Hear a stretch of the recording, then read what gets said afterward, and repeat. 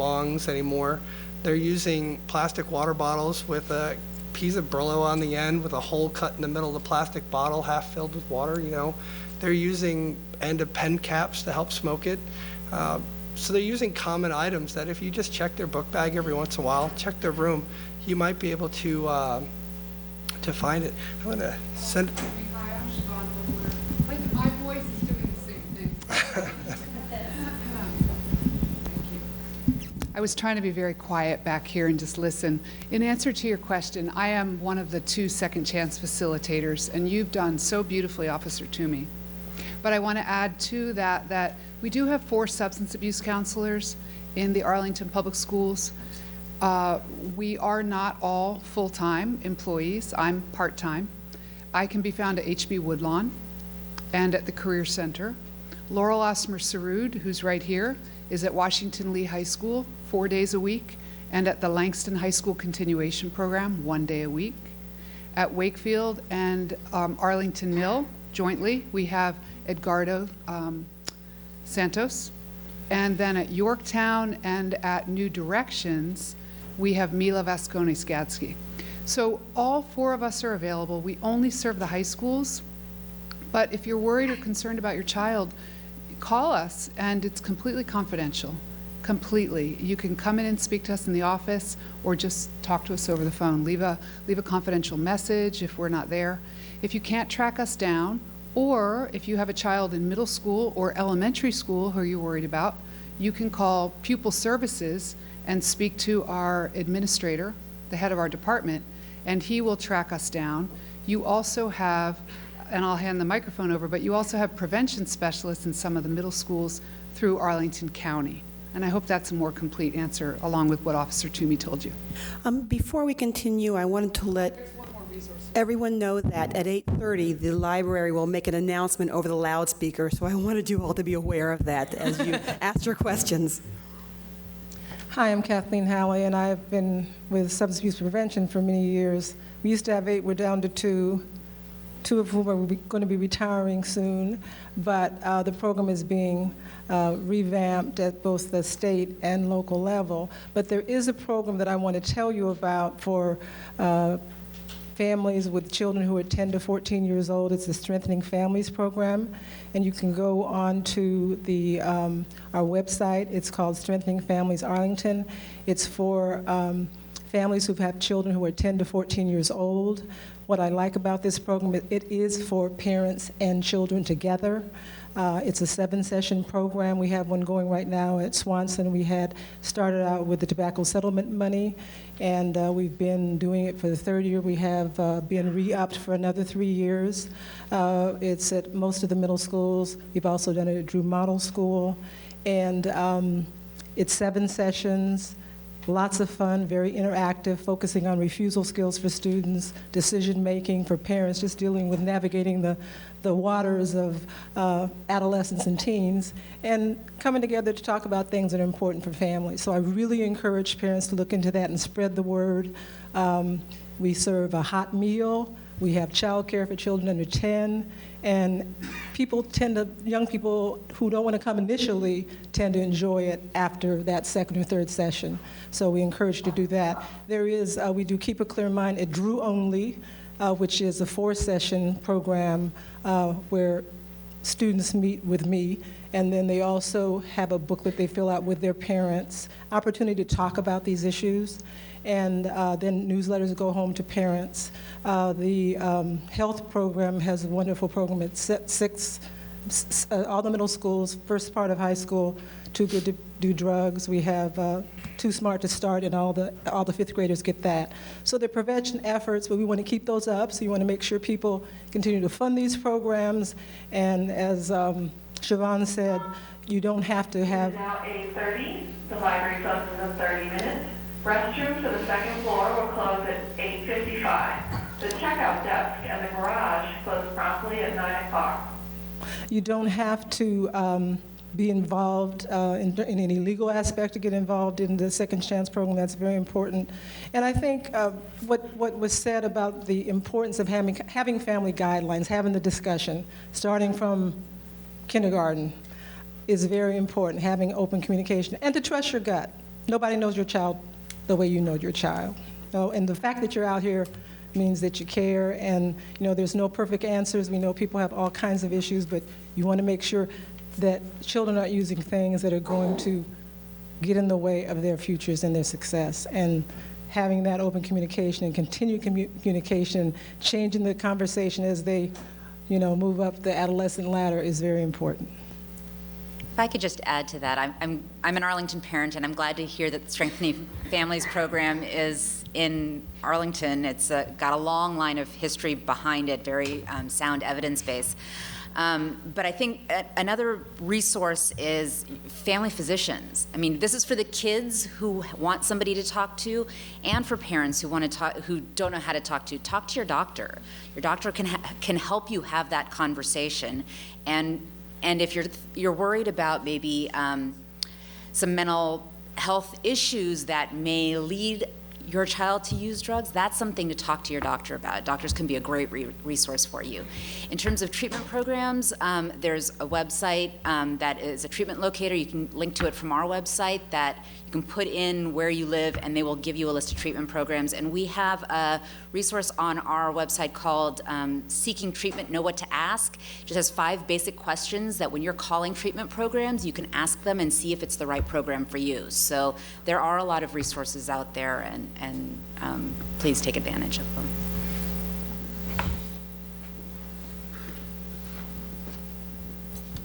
Thank you. This is to Chris. Thank you very much for sharing. My question is how could your family, what did they know or what didn't they know? And what could they have done to intervene earlier to maybe, instead of going from 13 to 22, to stop it sooner and help out sooner? Well, they knew different things at different times. At first, I mean, my dad and my parents didn't know much, and then I started smoking in my room, and my dad smelled it, and he would ask me about it, and I told him, it's just every now and then sort of deal, and I know that he told me that he frowned upon my use. And my sister had had a drug problem in the past, and so he had gone through it before, and but eventually, there's nothing that he could have said after it got to a certain point. And then at the end of, when I was using heroin, it was not only till the very end that he knew how bad it had gotten. He knew there was a problem because here I was, I'm 22, I don't work, I dropped out of school, I haven't done anything since I dropped out of school, and I sit in my room all day, like a bum. So he knew something was up, but he didn't know to what extent, and then he found out after I got caught. And that was sort of my dad's parenting style. It was pretty passive, and because he didn't want to. I guess he was sort of raised with very firm and aggressive and very hard lines for his parents, and he didn't want to be like that. He wanted to be loving and nurturing. But that was good. Like I always came to my dad if I needed love or nurturing. My mom was in Korea. They got divorced when we moved here when I was real young. But he didn't have the boundaries to set. Like when he first started smelling marijuana in the house. I know as a parent today, it's easy to criticize my dad today, but you know what I mean? It's easy. But if I would like to believe if I smelled my teenager's room and I smelled marijuana, I would set way firmer boundaries and say, at the very least, not in my house. You know what I mean? This is not allowed in my house. I know I can't stop whatever you're gonna do at friends' houses, but I don't control you, but in my house, no way. And he never did that. So, I guess it's sort of a balance thing. There's love and nurture. I needed that, but also I needed boundaries, and I needed some rules and some rigidity as well.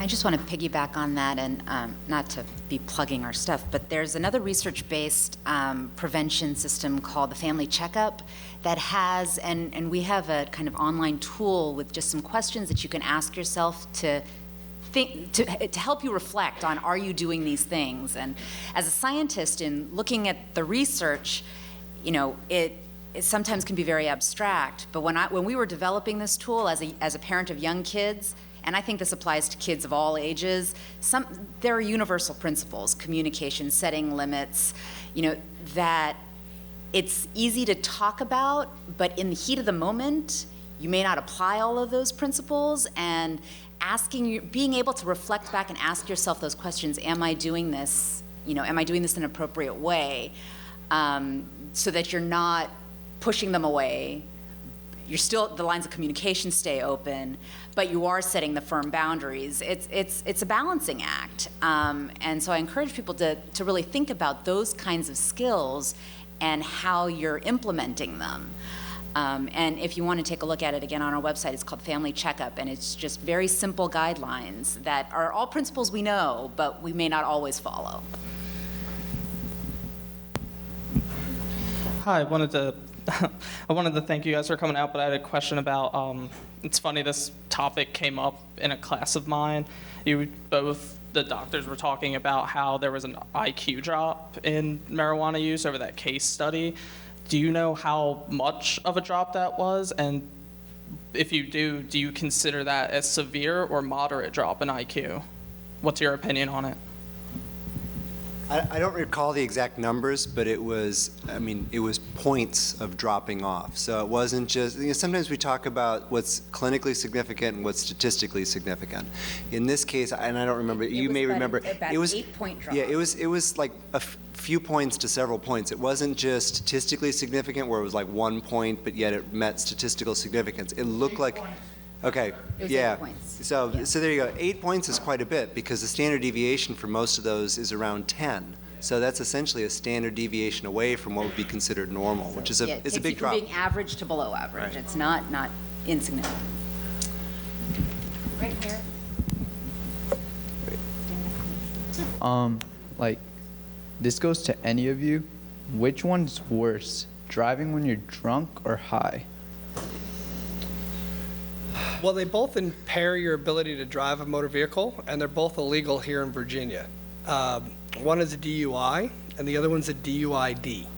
So they're both, and they both carry the exact same consequences. They're both a Class 1 misdemeanor and can be punishable by up to a year in jail and a $2,500 fine here in the state. As to which one's more dangerous, they're both pretty dangerous. Even driving buzzed on either marijuana or alcohol can cause a significant lack of judgment and a significant timing difference. So you see things a lot differently when you're driving at 65 miles an hour.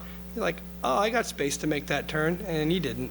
And then you cause an accident, and then it can, ruin your life. It can kill somebody, and then you go to jail, and it's never a good thing when that happens.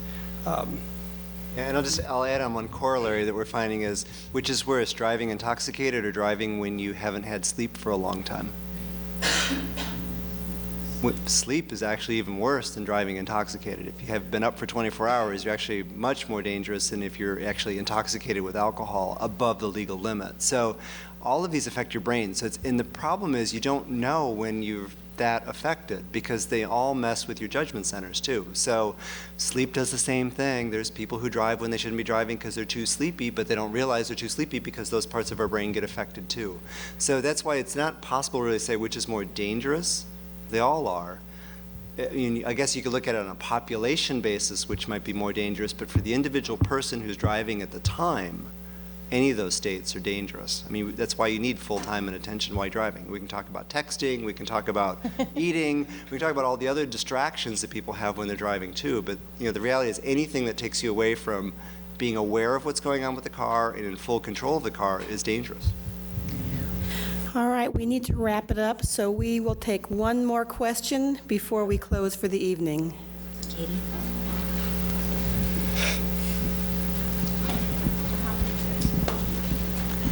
This is to Officer Toomey. So we hear a lot about Adderall and Adderall abuse in college. Are we starting to see that in the high schools in Arlington? And, you know, is that becoming, and I didn't see that on any of the slides that you all showed either. Prescription drug abuse is a problem that we're starting to see now in our schools. We had a couple of incidences with OxyContin last year with some of our younger classmen, our freshmen and eighth graders, which is part of that disturbing trend that I said that kids are starting a little earlier. It's, like I said, it's never good when a senior comes up and says, wow, that class is way out of control. They're doing things that we just started to do. So we are starting to see a little bit of prescription drug abuse. But for us, that's a little hard for us to locate. Marijuana, you smoke it, you have a distinct smell on your person, your eyes are bloodshot, watery. You know, if you're drinking, you have a distinct smell on your breath. Your attention, please. The library is closing in 13 minutes. At this time, we're beginning to clear the second floor. Please complete any photocopying, printing from the computers, and conclude your use of the wireless. Please take items for checkout to the main checkout desk on the first floor. If you need to apply for a new library card, please do that now. This process takes several minutes. The checkout desk and garage close promptly at 9 o'clock. Restrooms at the second floor will close at 5 till. Thank you for using the library. Luckily, I kind of remember what I was talking about. But we are seeing a little bit of uptick, but it is a lot harder for us to detect. Like I said, alcohol's got a smell, we can detect it. If people are using prescription medications, we can't always detect the prescription medication right off the bat like we can with marijuana and alcohol and some of the other drugs. So it is a problem. And like I said, there's that time frame where kids are kind of unattended at home and are kind of by themselves a little bit.